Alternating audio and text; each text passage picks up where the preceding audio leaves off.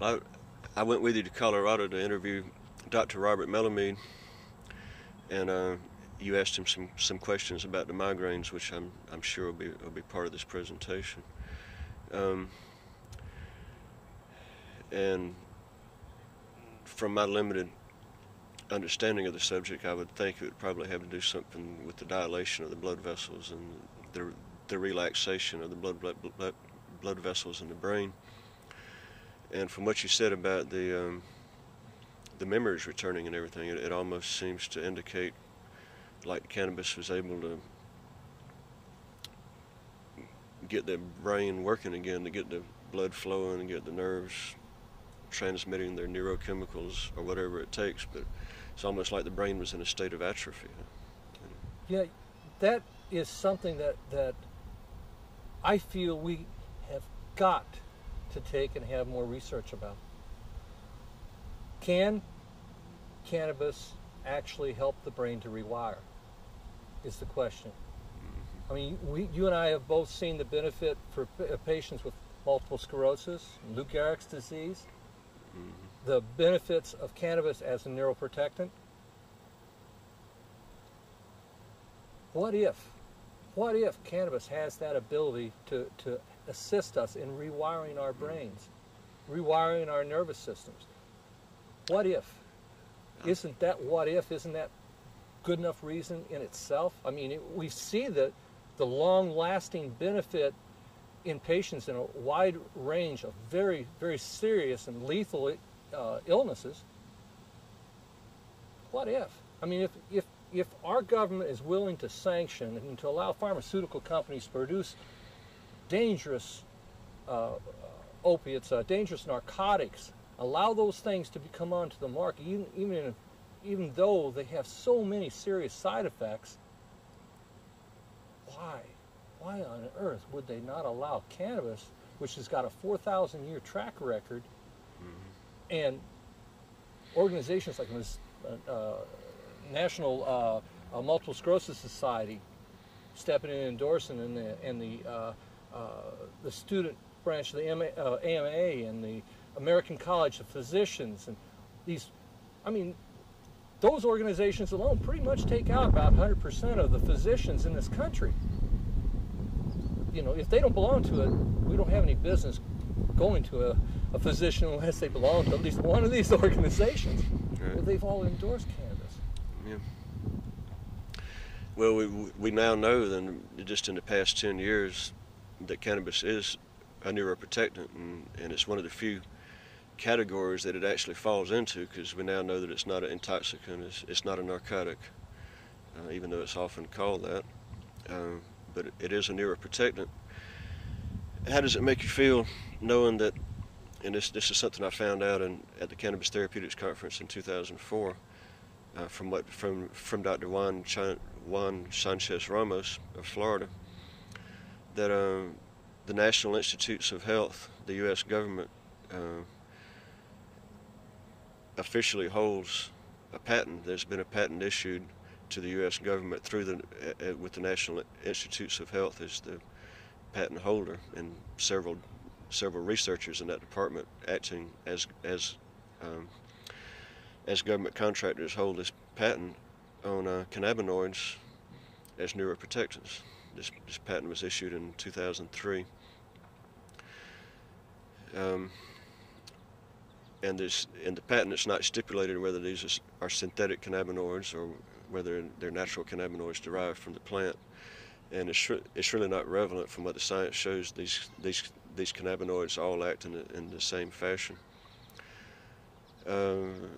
How does it make you feel knowing that the U.S. government recognizes the value of cannabinoids as neuroprotectants and as anti-inflammatory in the same patent, which directly apply to your conditions, because the anti-inflammatory properties, I'm sure, apply to the fibromyalgia type sure. pain and symptoms, and probably to the migraine headaches too. How does that make you feel knowing that the government knows this but has chosen to continue to keep it from us?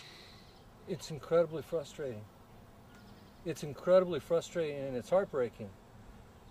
My illness and the medicine that I finally found that can benefit it have alienated me from my family. It's removed the opportunity for me to be able to pursue a living. It's kept me from being able to go off disability, because basically what it amounts to is that with drug testing and all, I can't work any normal job. Our government's guaranteed that if I were to go off disability and take a job, I lose my job instantly because of drug testing.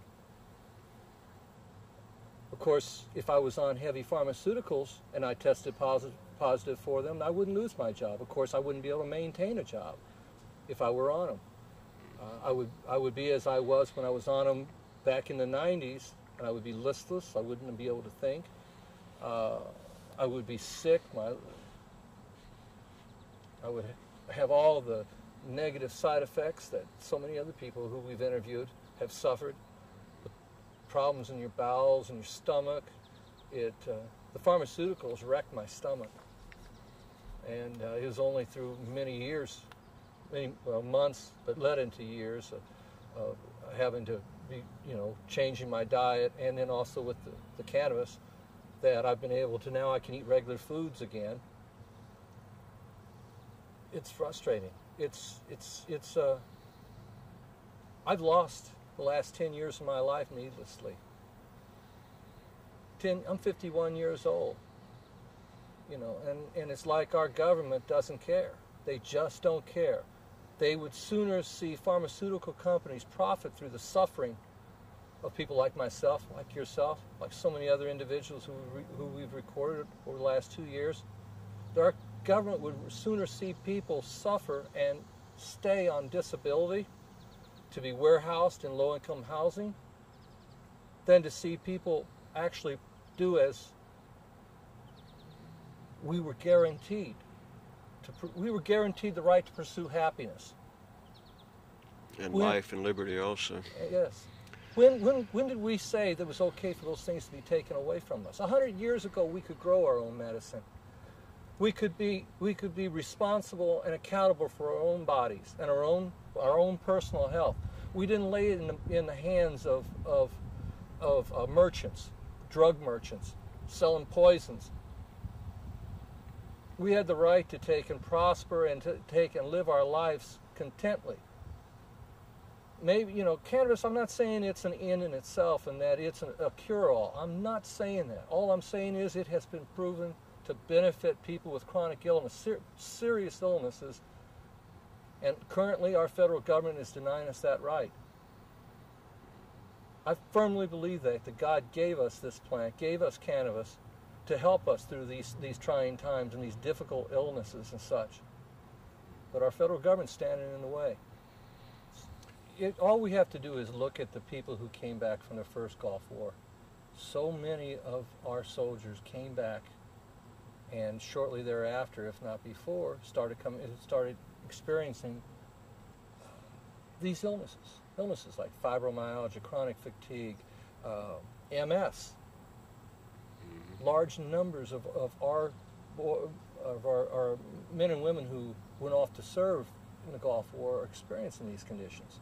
Gulf War syndrome and fibromyalgia are virtually the same illness. I mean, all the symptoms are identical. So it stands to reason in every way. I mean, perhaps I'm extrapolating a little there, but I think the percentages are on the side that these illnesses, if not entirely, at least to some degree, are man-made. They're created by the toxins we're being exposed to on a daily basis all around us.